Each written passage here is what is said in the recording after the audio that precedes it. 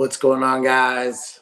Welcome back. Welcome back. Welcome back. Man, I'm so glad to be back here after a couple weeks. I know we missed a week because of holiday, and then I was out last week because I have been sick, and I am just glad to be back. And there's a ton of stuff I'm excited to be talking about. We've got the Kickstarter that wrapped up while we missed out, and there's so much other stuff that's coming to talk about. I don't know if you guys have been playing on socials and seen what's happening, but I have, and I cannot wait to do some Q&A time here. But with that being said, I'm going to bring Eben in as usual, and kind of see where it goes from there. Boom. Boom. How's it going, man? Oh, much better. Much better. Yes. I'm still getting my voice back, but you were battling the Grim Reaper there for a minute. It's like a man, it was like a very strong reminder of COVID. Is what it felt like, but not COVID. So yes. Well, I guess that's good, but man, it's really been a miserable. I'm back up. Like I said, I'm vertical. I'm out of bed. I'm eating and moving and working and doing all the normal things. Yeah. But it's still. I live in Florida, so I mean it's cold in the morning, and you're like you're either freezing in the morning and you're good in the afternoon, or you're like comfortable in the morning and you're sweating to death in the afternoon. So it's there's a lot of people that are getting colds and flu and stuff like that. Yeah, no doubt. 'Tis the season. Indeed. So, and two small children, school and daycare on top of that. Who knows what they're bringing home? But no, I didn't do a ton of an introduction. I want to welcome everybody back that's always watching for Macroverse and the ones that have been following us, but also anybody that's new and comic book collectors and people that have been jumping in because of some of this recent stuff. Welcome. I'm Tiny Universe. I also am Scott. I go by the name Scott sometimes, but no, I'm here. I love sharing and talking Macroverse and just this is a wonderful place for updates and whatever it is that can and will be going on. So I don't know if you want to give yourself another brief introduction. I will. But I know we've got some cool stuff to talk about as well. Absolutely. So I am Eben Matthews, one of the co-founders and CEO at Macroverse, and we are building a bunch of very cool stuff at the moment. Actually, just as a quick side note, I guess we'll just start here. So what is Macroverse? For anyone that is new to the feed and to these conversations, we're a next generation media company. We're in a little bit of an evolution period right now where we started as primarily a digital comics app, then went and built a bunch of stuff in the kind of intersection of digital collectibles and comics. We are fundamentally kind of focused on storytelling and creating new worlds of stories and franchises and characters, working with a bunch of different creators from all over the world.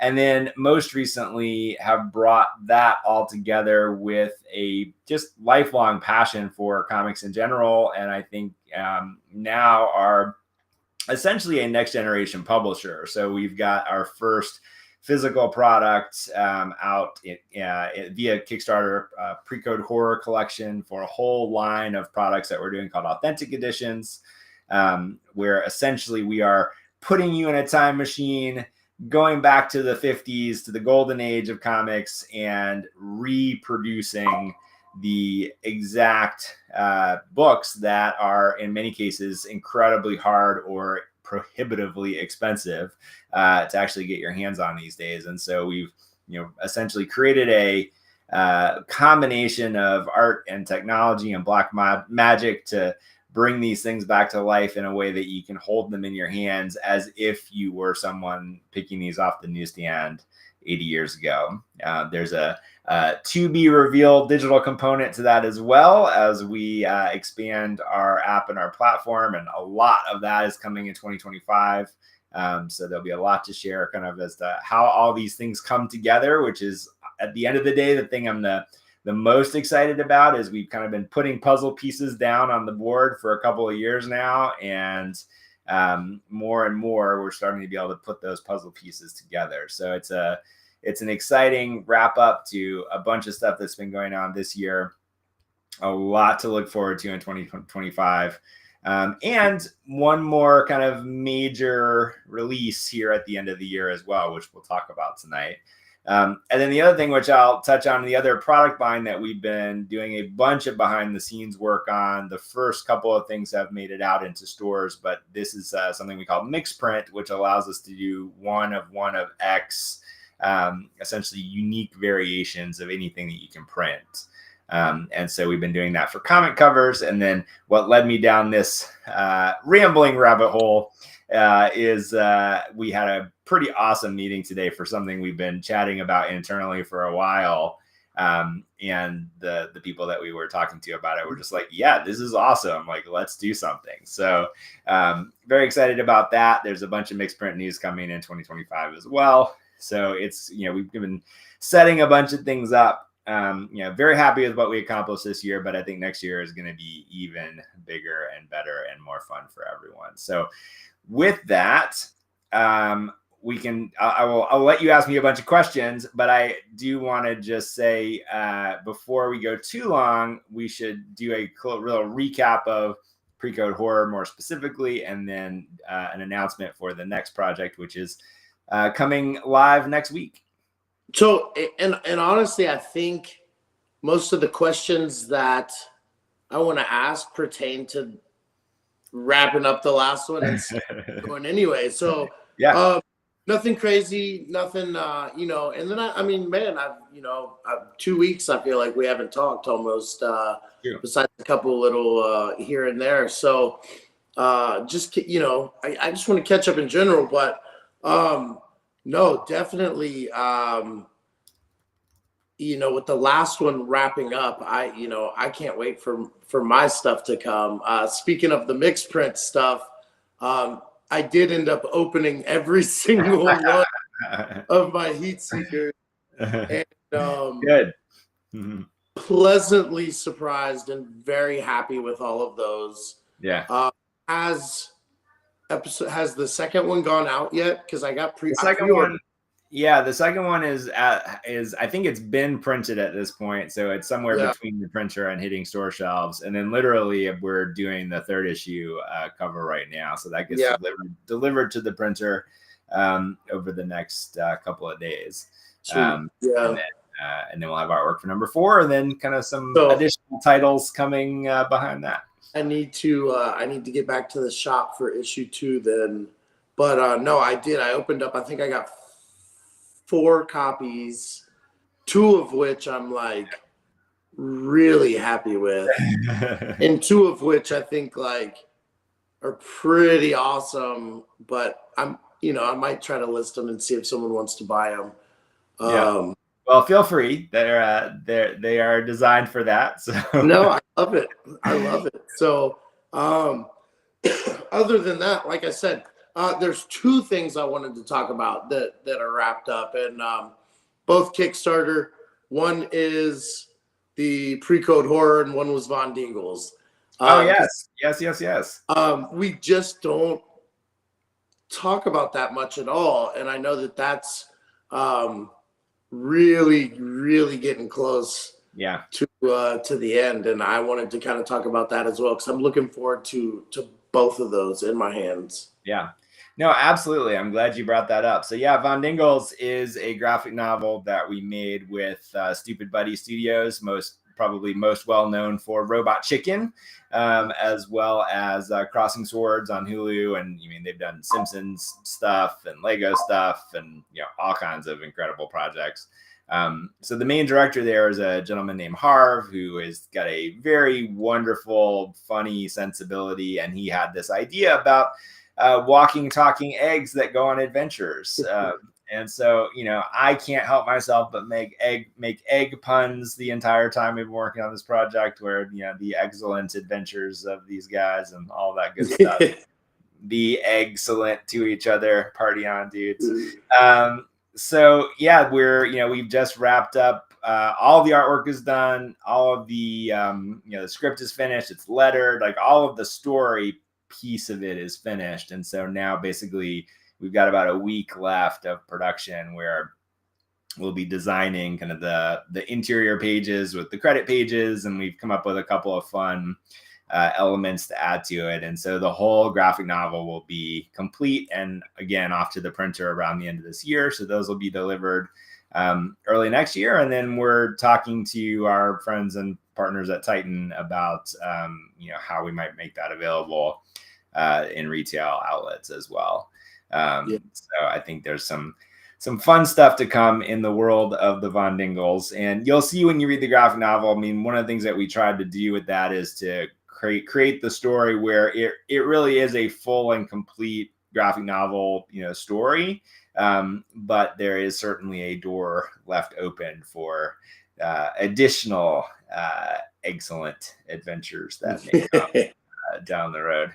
It's an exciting time to be. I've been keeping up with the updates, and I'm sure a lot of people have kind of like let that one kind of slip their memory, for a little bit. But I get the emails. I mean, like, I would say like almost weekly. I mean, they're pretty regular, it seems like. And I mean, like, I love it. I love the little panel releases and stuff like that. I mean, so it's a lot of fun. Yeah, I'm dying for that one. But the big one for me, and I think for you guys, is the pre-code horror. And man, I think it was a strong finish. But actually not quite finished. So that was going to be one of my questions. I didn't know if you guys decided to keep it open a little bit for. Yeah. So basically, this is on Kickstarter. This is our pre-code horror collection that we were talking about with regard to Authentic Edition. So this is the first Authentic Editions project. And then, as we were saying, like, this is a collection all in of over 100 different books that are from the 40s, late 40s, early 50s. And so, some of these titles, like Suspense Comics #3, are among the most rare and valuable non-Marvel DC books of all time. In fact, Suspense 3 is the most valuable non-Marvel DC books of all time. We actually, this is an interesting little tidbit. It turns out that there are only 40 copies of Suspense Comics #3 that are known to exist. And we have one of them. I was going to say, guess who's got one? In addition to the ones that we're, producing from that. So that's what's so cool about this, that, say it again. It's that, we've been able to source all of these books, all of the original books from their era. We've got some fun, foils and variants available. And then we've put together these runs of these classic titles. And so, if you like the idea of Suspense 3, you can actually get the full, 12-issue run. And what's interesting about this is that with something like Suspense, there are only 12 issues. It's not like, it's the first 12 out of 100. Like, that was the full run of that series. And there are multiple just iconic covers in all of these. I mean, Punch Comics #12 is another one that's just a, kind of holy grail for comics collectors. And then, honestly, my favorite is probably Chamber of Chills, and this, this kind of incredibly iconic, cover with the wine glass and the woman smoking a cigarette. Weird Mysteries has a bunch of awesome, iconic covers. And then each of these, titles, we put into different packages with these incredible collectible boxes that we also designed. And so I like to say, very nefariously, in the spirit of this project, all of the spines of the collector's boxes connect into this one big image suitable for being kind of the centerpiece of a bookshelf. So, when when you get a handful of these, we want the hole that is missing to be painful when you look at it, to compel you to need to have all of them. But very happy with where we ended up. And so to answer the question more fully, we did the official campaign ended. We hit all of our stretch goals. So that means a bunch of upgrades to the boxes, some trading cards that we're putting together, doing something really fun with the trading cards, which will be a little bit of a reveal when those come. This whole collection is getting ready to go to print as well. We actually had to order more paper, so we're a little bit delayed with waiting on the paper to be delivered because we are printing this on period appropriate paper, but we still expect these to ship beginning to mid-January. So we think these will be in people's hands by the end of January. That's awesome.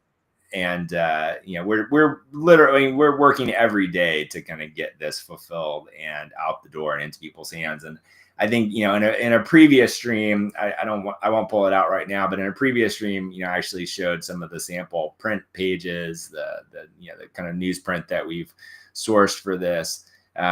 It's incredible. Like, I think I may have said it in the previous stream, but there is nothing. I've made a lot of stuff over my career. It's 20 plus years of making all kinds of media. I have literally never been more excited to get something out into the world than I am about these authentic editions. And it's because you can conceptualize what it is, but there is something absolutely magical about holding them in your hands. And honestly, like I am not a huge physical, collector of things anymore. I have largely transitioned to being a digital world, person. And it's a big part of why we've been trying to invent things in the digital side of all of this. But something about this material in particular, and I think what it really is for me is it's the style of the coloring, it's the style of the artwork, it is the feel of the paper, even the smell of the paper in this case. It is unreplicatable. It's the nostalgia. And that's what I was going to say. And that's what I am a huge physical collector now. And where I was all digital before, I think. Yeah. But in collecting now, like, my collection is very slim on modern comics. It's all vintage. Classic. I mean, and I'll even buy them. I sent you some earlier. I'll buy them in low grade. Yeah. Just because of the nostalgia, to be able to hold it and open it and read it and feel it and smell it. There's so many things that you get from that paper stock and that era that you don't get from modern comics. Yeah. And what I've really come to appreciate, and anyone that knows my own personal artwork at all, like, this is the thing I've been obsessed with, is this kind of, dot patterns and print textures that are all from this kind of aesthetic. And I try to use them in some kind of interesting new ways in my own work, but it's become I'm become a little obsessed with, because we have now these files that we're working with literally every file is over 2 gigabytes of, in size and information, because we've created these unbelievably high res, versions of the original pages. And so, I can literally like zoom in where like my entire screen is filled with like a single panel, and it's just like, it's incredible. It's just like I think people look at some of this and initially feel like it's a little pedestrian or it's a little unrefined compared to some modern work, and certainly, like, I'm a major fan of some modern comics and a bunch of the kind of the more current stuff, everything from Dark Knight to Hellboy up into things that you could go get in the shop today, but there is something about the artistry of that. And the more we've dug into it, it's like the more I could just talk about this all night, because it's not even just the aesthetic of it, but you start to understand like why these things look the way that they do, what the constraints in the printing technology were at the time, or the fact that, in these earliest books, they were working with a palette that was a very restricted number of colors. So when you look at the way they're overlaying these dot patterns, it's not that they were doing that because they had a different way of achieving a particular effect, or if you wanted something to be green, it wasn't a green ink, it's the combination of blue and yellow dots that create a green color. And so when you start to look at how sophisticated they were actually able to be with the way that those techniques were applied, it's pretty astounding. And then take it even a step further and realize that the people coloring these books had no way of seeing what they were going to look like prior to sending them to the printer. So you're doing it by literally writing down code, like little, essentially formulas next to the artwork, which then gets sent to the printer to use as a reference. They essentially put it all together with the CMYK printer plates, print the books, and then you get to see like, how did it come out? It's like, it's incredible. So it feels like, it actually on it kind of feels like it's a project that we become very passionate about because of the nature of what it is and the material which we fall in love with. But it also feels like we're, kind of in this half project product world and half kind of art restoration, archiving, world. I mean, these books, like there will be no better quality source files that exist on the planet and from the stuff that we're making. I saw I don't know if it was a video or just a social update, but I mean, I saw that one of them just resold for even higher. So that Chamber of Chills with the wine glass, so just had a record auction, and over $10,000 just for that one. And it's that one is one of my very favorites. It's that cover has been used for all kinds of different things over the years, including a Misfits album cover, and even people that don't know comics often recognize that image. I mean, how cool though? Like, like you could, we're gonna have that. I'm gonna have that in my hands. Yeah. Oh yeah, exactly. So $10,000 for something that no one will ever get to look at or read, which is awesome. Like, believe me, I would love to have, well, actually we do have one, but I would love to personally have one as well.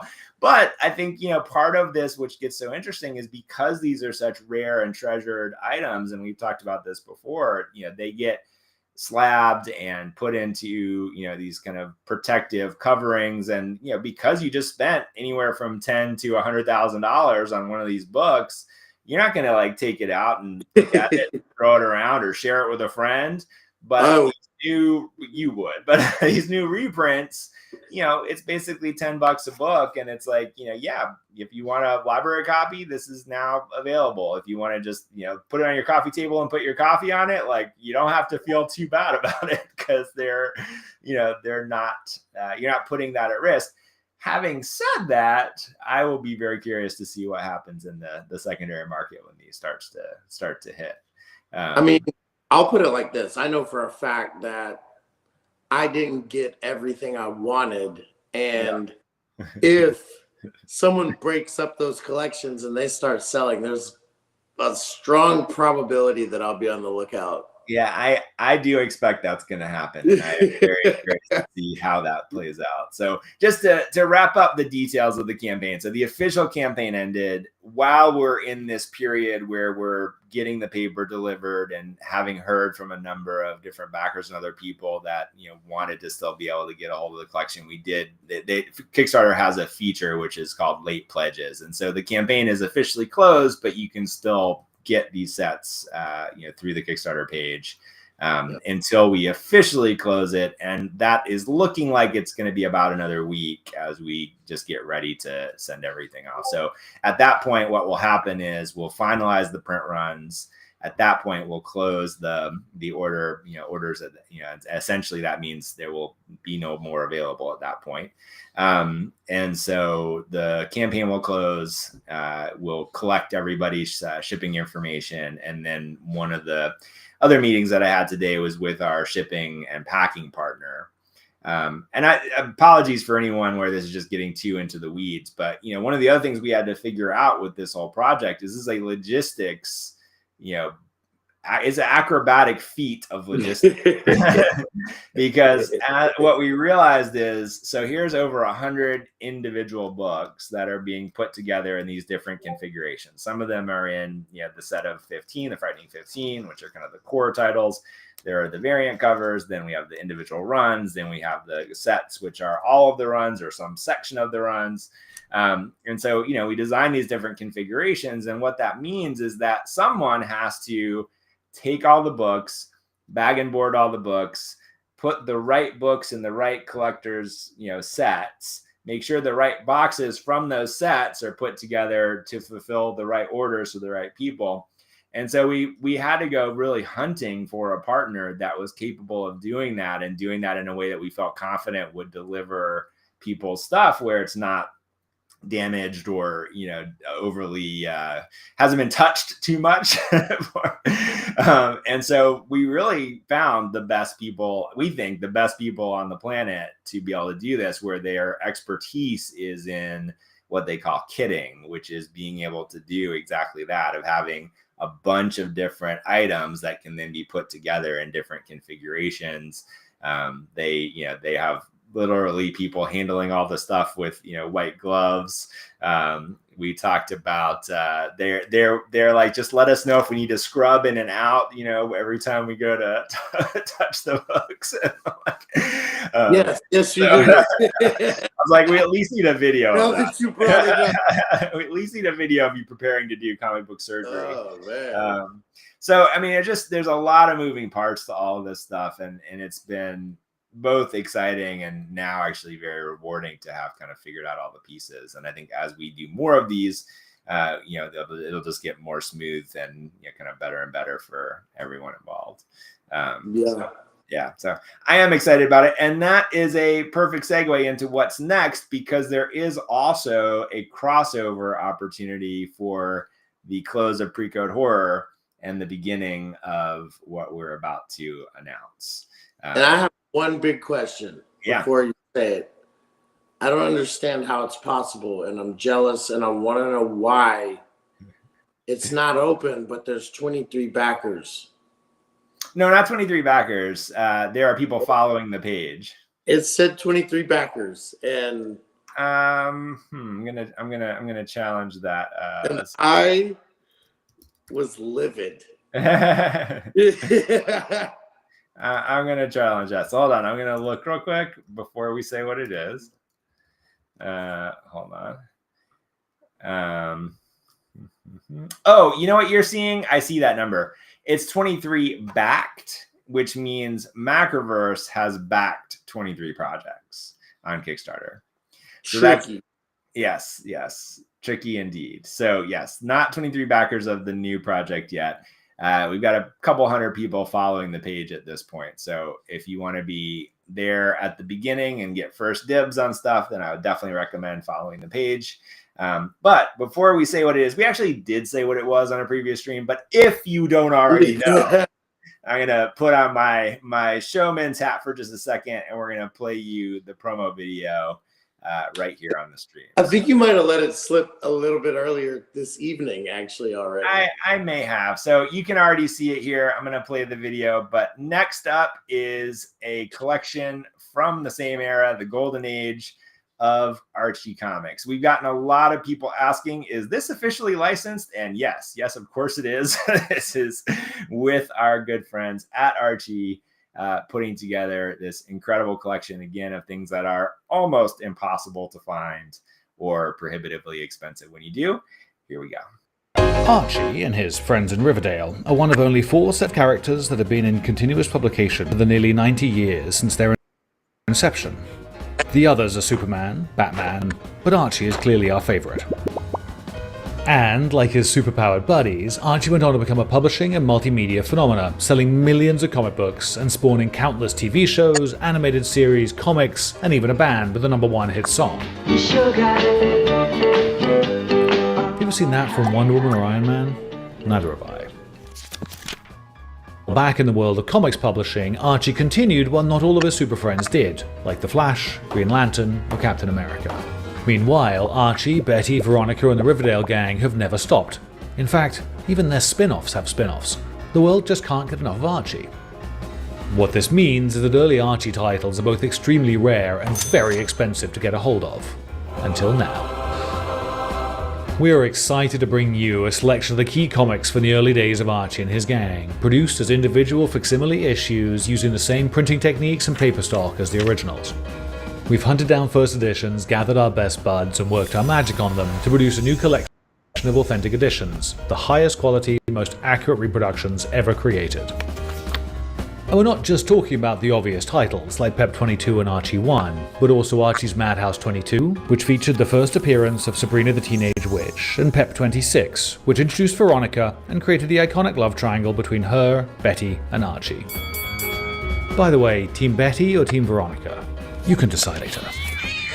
Along with this set of key issues, you get tons of these classic series. Delivered as premium box sets, together these give collectors and casual fans alike access to the most complete collection of Archie comics from this era, whichever team you're on.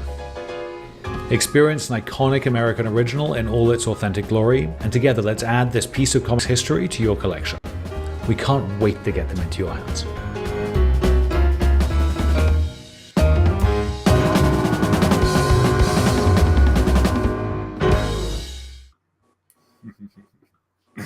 Too much fun. Ending on a Red Bull commercial. Yeah. I was trying to figure out, very excited about I was like, is that his desk? So yes, Archie Comics is up next. This one is, oops. Stop YouTube.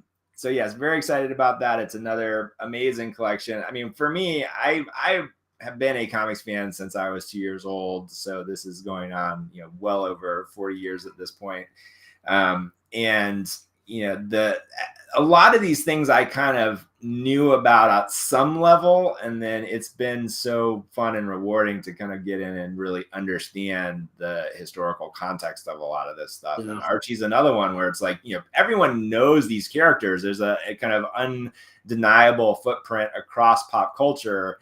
What you don't realize is like some of the things that have been so influential, like the Betty, Veronica, Archie love triangle is really the invention of the love triangle. Like that whole concept, came from Archie Comics. The whole, blonde versus brunette, kind of thing is a Archie invention. So much so that, for better or worse, a Betty being a attractive, girl, as slang is from Archie. So there's just so many of these things that have, permeated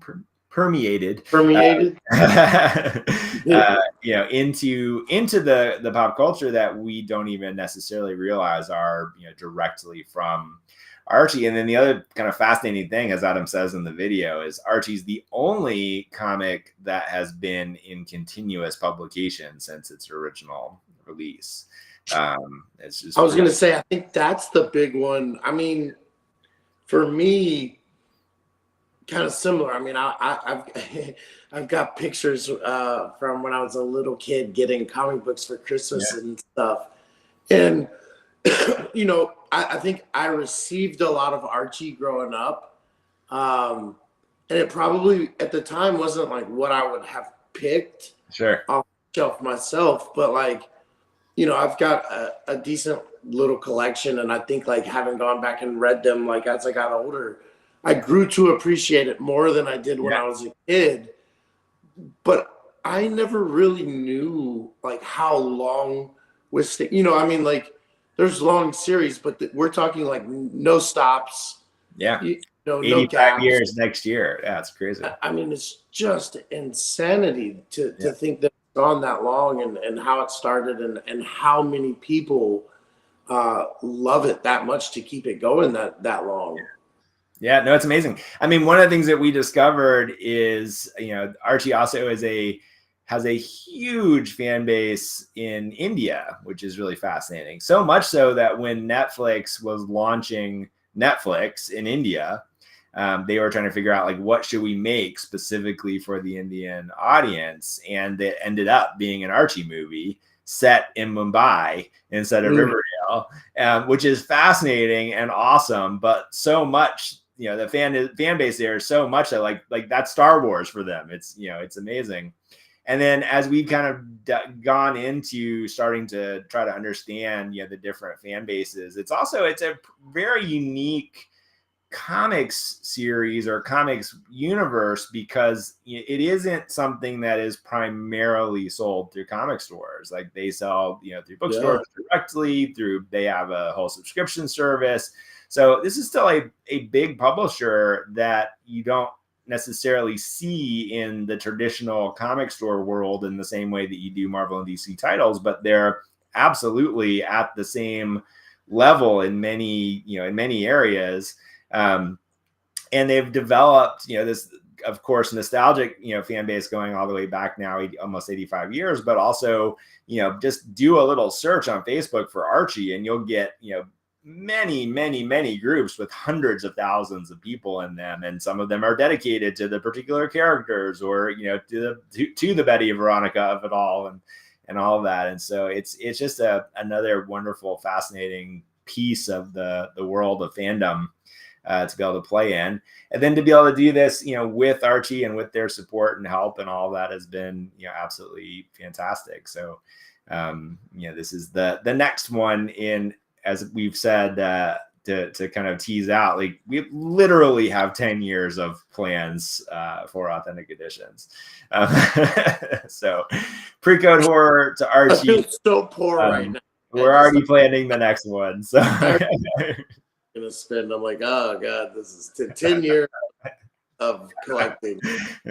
I mean, comics are college. Well, listen, I'll let my kids decide. I didn't go, so I won't judge. Yeah, there you go. Yeah, exactly. My parents thanked me several times for saving them on out-of-state tuitions and things like that. Yes. Yeah. My sibling did. So. Well, and actually, I mean, to put it in the reverse of that context, as you saw in the video, recent auction of Archie #1 for almost $250,000. So, there are worse things to do than to hold on. Buy books, yeah, that's what I said. You never know. But no, this is, it's super exciting. I'm excited to see how you guys kind of run this one. If it's going to be similar breakdowns on the bonus tiers and stuff like that, or it's similar. I mean, I'll share with you, some of our thinking around this, because we came into this with a bunch of theories, and many of them have been proven to be true, which is very good.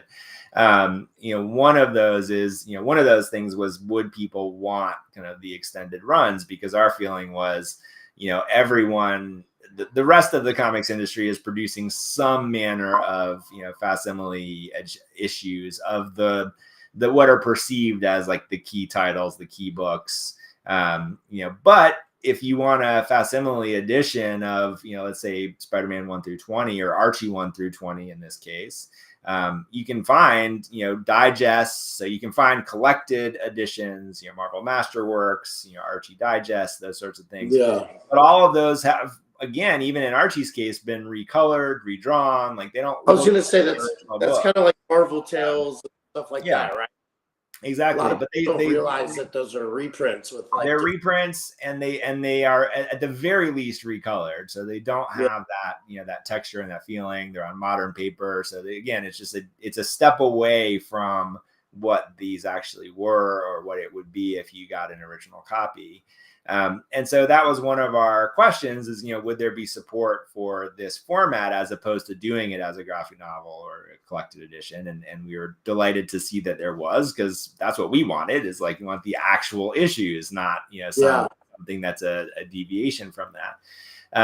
And so following that with Archie, this is kind of one of the things that we learned, and Ricky, who's one of my co-founders, has talked with us as we have these meetings. He's kind of reinforced this, is that when you're doing marketing for games, for example, or you're trying to figure out like how to, is a lot of his background is in the gaming industry. And so as you're creating kind of permutations of, how do we connect with the biggest audience or with the right audience, part of that art, science, and kind of guessing game is to not change a bunch of things every time, right? So it's like you're putting something out there, getting a result, and then tweaking a little bit, and then putting that out there, getting a result, tweaking another little bit. And so you don't want to like change 10 things, because then if it does or doesn't work, you don't know what was the thing that made the difference. And so that's very much how we're approaching this, is that you'll see a few things that are a little different with Archie than they were with Pre-Code Horror,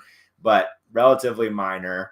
And then when we get to the third one early next year, we'll have a couple more little tweaks based on what we learned from Archie. And so we're basically saying internally, like, let's do these first three very similarly. And then I think by the time we do that, we'll kind of have enough feedback and information to see, is there are there other things that we want to change with this approach? What other types of things can we do? And we have some plans about what we can do, kind of longer term as we continue to roll these out. But that's, very, very much the strategy is, let's change as little as possible of what's working, and then, kind of test the waters in a few areas to see, what else we can do. So how's that for ambiguous? I'm really excited to see everything from Pre-Code Horror. I mean, as I watched it grow, I think I got more excited and more excited and more excited. And I'm just like, I just can't wait to see. I mean, even like we've said, like the textures and colors and stuff like that. I mean, I'm just really, really excited to get that in my hands. And then I'm curious to see again. I mean, I kind of felt like that was like the best timing, and like we talked about it with Pre-Code Horror, it's just so big right now, and I'm curious to see how Archie. I mean, Archie's like a cult following. I mean, there's so many people that love it, but I think there's a lot of people like comic fans, again, kind of like you said, that don't look at it like a traditional superhero comic or something like that. I mean, here's my theory, and we'll see if it's proven right or not, but throw it out there and see. So I think where Pre-Code Horror, I think you captured, and I think we did capture people's imagination as things were kind of heating up and people are starting to recognize the genre. There's a lot of horror activity in general across comics right now. Like every company is launching some kind of horror thing. So I think, it really was good timing, for Pre-Code Horror and horror, more generally. So I think in that case, like we were definitely the beneficiaries of kind of the right thing at the right time, which was honestly mostly luck. And then at the same time, in a broader sense, I think there is a appetite related to that for the golden age. And so people, wanting to experience these things that they haven't been able to experience. And so I think we will get some of that crossover audience, and especially collector audience, for Archie. And then I think the other thing, which is a little different, and this is where, we've been working with our team and our partners who are helping with marketing and, all that kind of stuff around, you can't just take the same audience and go like, hey, here's Archie. I think we'll get some overlap, but I think our goal here is to really expose the broader, kind of existing Archie Comics fan base to this kind of unique offering that they've not been exposed to at this point. And so I think if we can manage that, then I think those two things combined have the potential to make this campaign even bigger than Pre-Code. And we'll see. Well, I mean, I'll put it this way. So I do my fair share of, liking and reposting and stuff like that. But I love, I'm in sales and I just love analytics. So I look at like the number of reposts and the number of views and stuff like that. And we're talking like thousands, what I mean? Yeah. So again, like I said, I mean, like I'm excited to see how it goes because in my mind, I mean,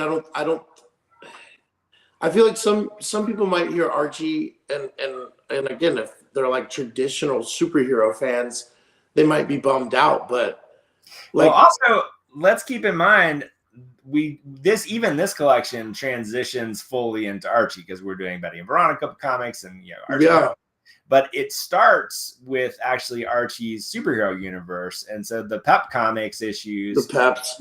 This is what's crazy. So like the first introduction of Archie and Betty, Betty, and Jughead all come out of Pep 22.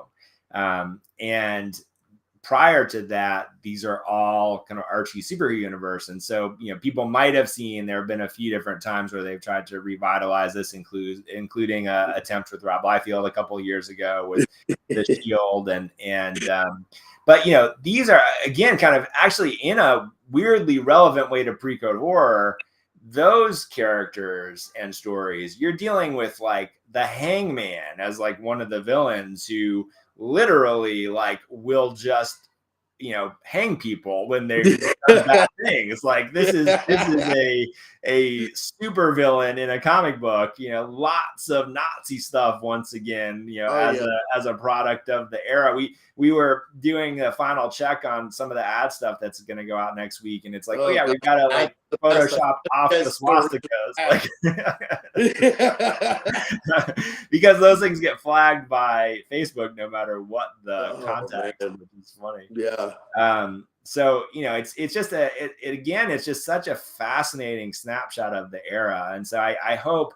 My hope is that there's enough people out there who are actually kind of who I am in this, which is like, I'm extremely enthusiastic about this collection, but I wouldn't have been as excited about it without really understanding it and getting into it. So I almost feel like there's an Archie curious collector that, is the real potential for a kind of crossover. I guess that was kind of my point, because I mean, growing up, like I said, I've got Archie comics that they weren't my go-to readers. You know what I mean? I did read them, but like, I don't know. I mean, I wouldn't, I guess like my opinion wouldn't be that Archie would be as big as it is. And then to see the numbers of people that are like following this. Go look at Archie Comics Twitter or Instagram. It is insane.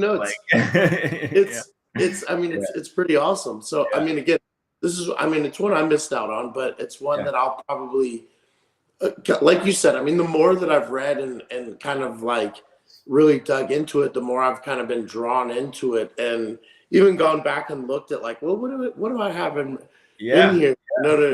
You know what I mean? But no, I mean, like I think it's pretty awesome. I mean, just the amount of like plays on the actual video on each different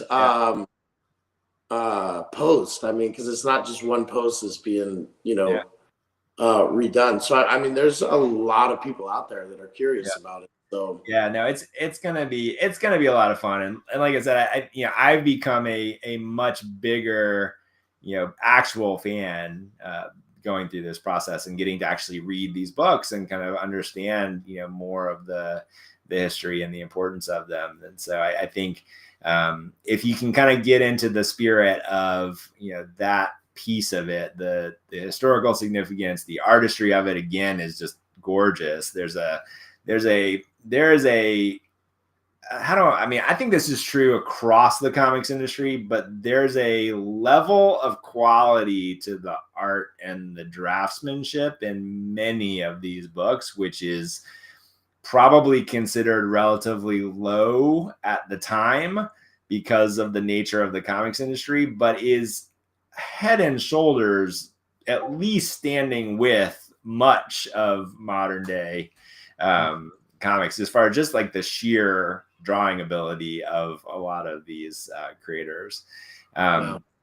So anyway, I think people will actually be delighted with them once they get a chance to see them and read them, and they're genuinely entertaining as well. Like, I think, I will say, like, some of the pre-code horror stuff, like, it is all over the map. Like, some of the short stories are like really entertaining, and some of them are just like, okay, this is kind of filler because you needed to get this issue out.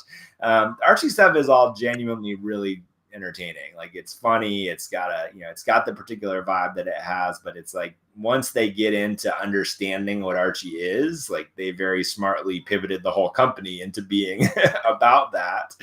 And it's, you got to embrace the vibe, but there's a reason that, these have sustained as long as they have. And you've got Sabrina on Netflix and Riverdale and, all that stuff, because it's pretty fascinating, pretty awesome. So anyway, that is launching officially on Tuesday. So you will be able to actually back the Kickstarter, get the reward tiers that you want. We will have another 48-hour bonus. So if you back it in the first 2 days, we've got a little special something for people. And then we're doing something. This is one of the few things that we did change. We're doing something kind of interactive with this campaign, which I am very excited about and I think is very fun. So it won't probably meaningfully change much about the campaign, but it will be something very fun to follow along with, especially if you're a fan of the Archie, Betty, Veronica of it all. So I am looking forward to that. But Tuesday at 9 a.m. Eastern, we will be live. Tuesday, and then the third one again was... Yeah, the third one is coming early next year.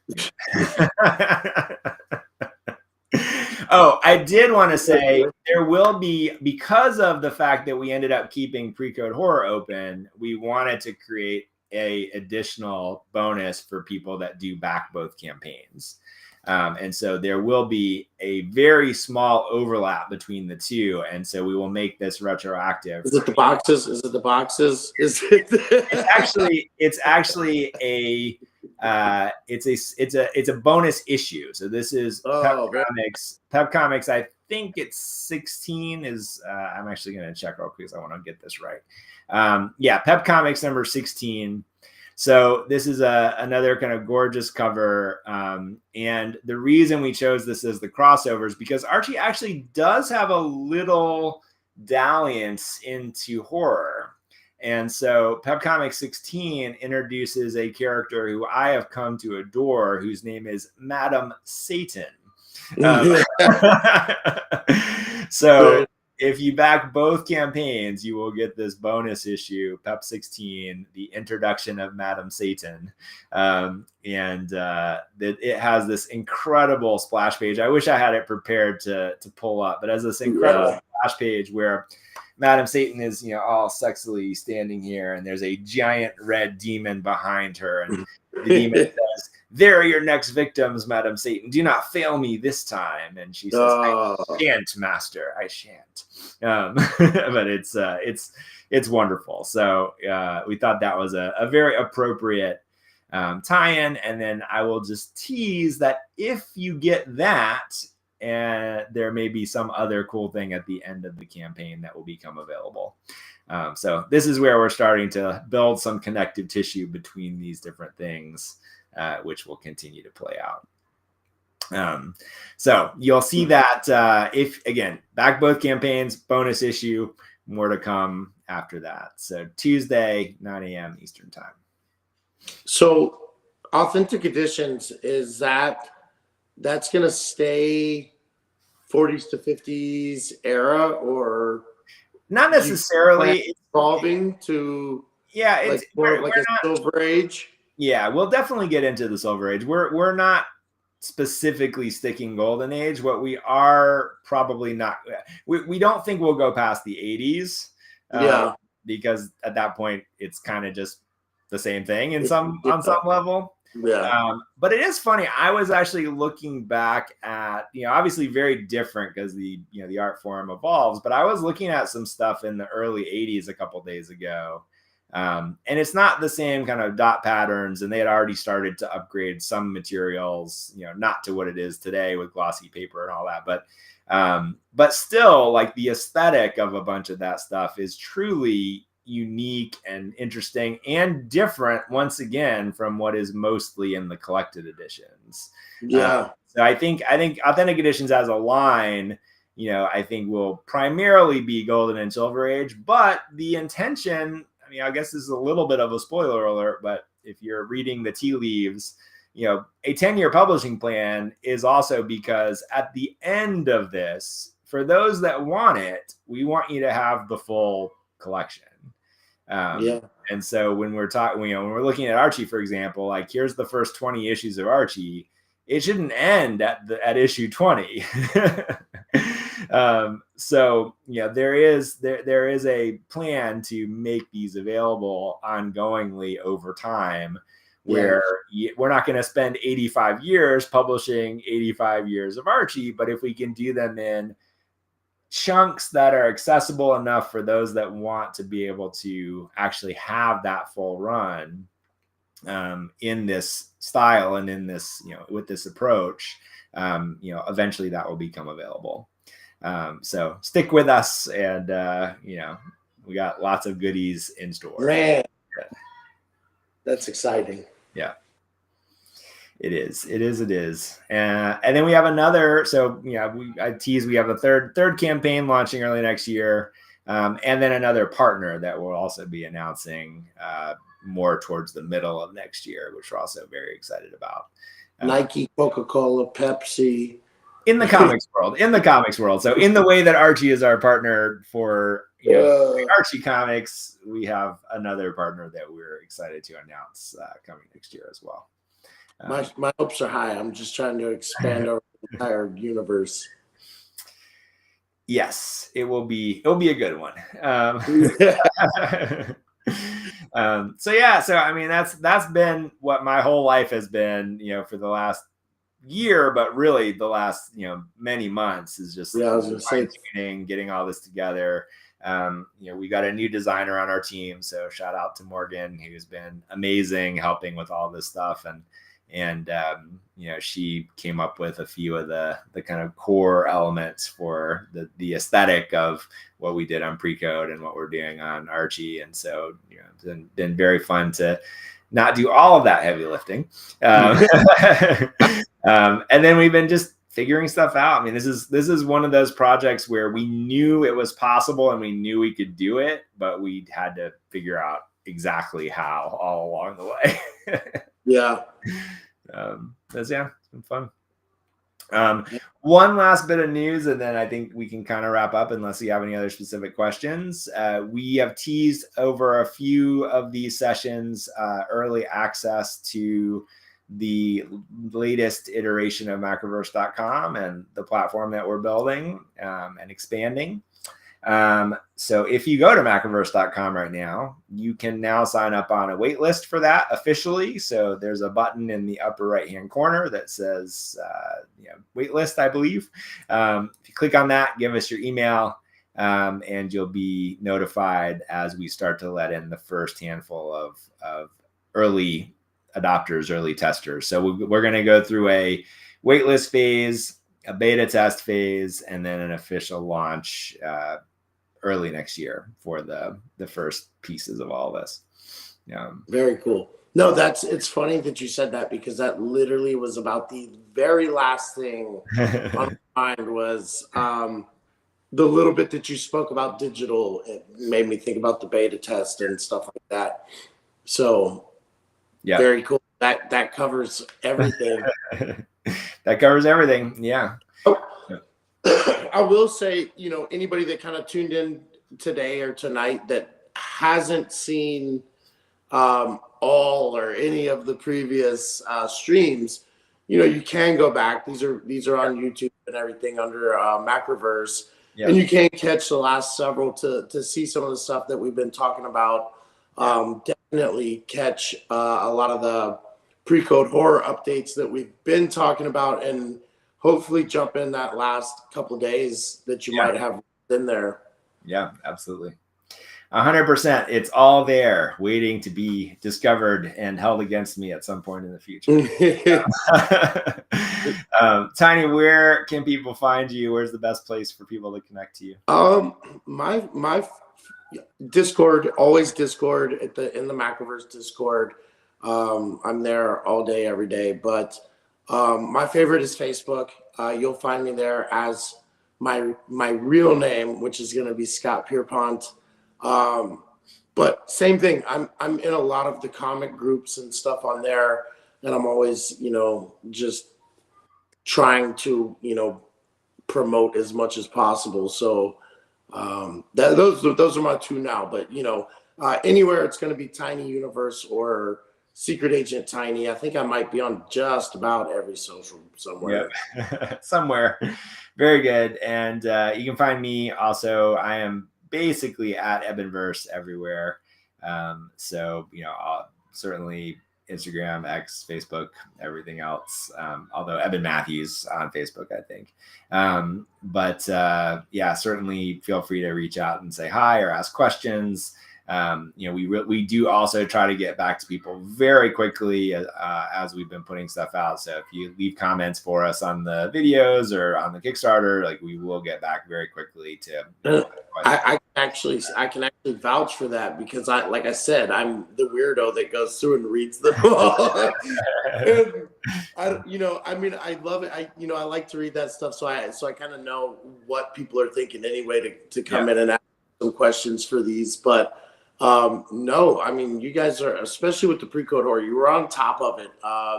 And there was actually a lot of activity on a lot of the posts and stuff. So, and back and forth between comments as well. Yeah, we genuinely enjoyed all of the interaction, even if it's people going like, why are you doing it this way? Like, like it's actually really wonderful to, not only see the positive response, but to be able to interact with people who are just curious, interested, excited, wherever you're at. So do not hesitate to reach out directly or to leave comments on the stuff that we're doing. Or the biggest thing I tell people is, even if you're not interested, if you know someone that is, just tag them in it. Yep.